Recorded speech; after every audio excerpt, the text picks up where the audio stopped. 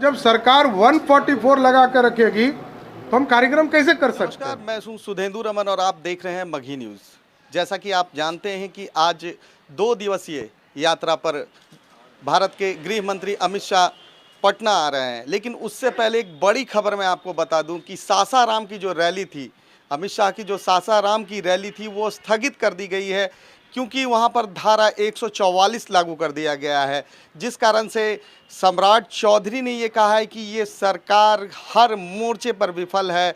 उन्होंने 144 लगाकर हमारे हौसलों को, हमारे जो उत्साह है उसको रोकने का काम किया है। लेकिन नवादा में आपको मैं बता दूं कि नवादा में जो रैली जो है वो होकर रहेगी। उन्होंने ये बताया है कि सरकार से अगर ये सरकार नहीं संभल रही है, उनसे अगर लॉ एंड ऑर्डर नहीं संभल रहा है तो वो इससे हट क्यों नहीं जाते हैं।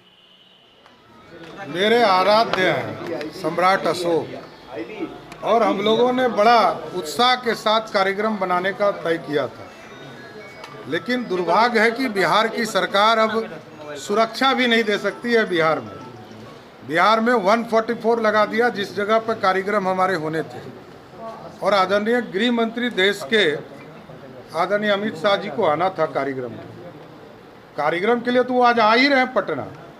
लेकिन दुर्भाग्य है कि हमको कार्यक्रम रद्द करने पड़ रहे हैं, क्योंकि हमारे लोगों पे बम चल रहे हैं, हमारे लोगों की सुरक्षा नहीं हो रही है, हमारे कार्यक्रम की व्यवस्था की सुरक्षा नहीं है।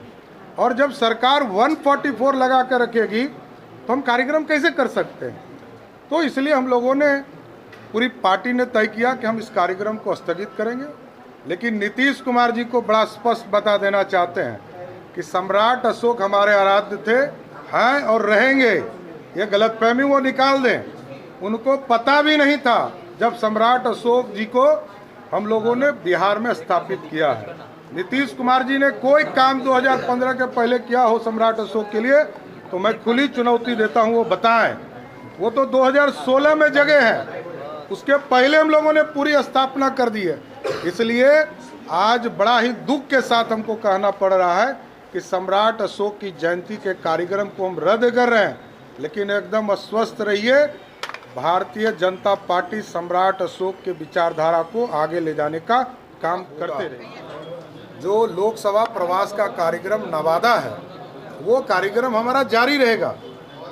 वहाँ 144 नहीं लगे हैं, लेकिन जहाँ 144 सरकार ने लगा दिया अब वहाँ उस कार्यक्रम को हम रद्द करते हैं। केंद्र से सहायता लेनी चाहिए, केंद्र से सहायता लेनी चाहिए क्या सरकार? हम लोगों ने तो कल से ऑफर किया जिला प्रशासन को, स्टेट गवर्नमेंट को, हमारे गृह राज्य मंत्री जी को हम लोगों ने इस काम के लिए विशेष तौर पर वहाँ भेजा कि आप बात करें प्रशासन से।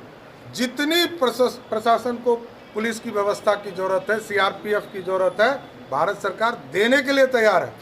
लेकिन पता नहीं बिहार की सरकार 144 लगाने के लिए या लोगों को सुरक्षा देने में अक्षम कैसे हो गई।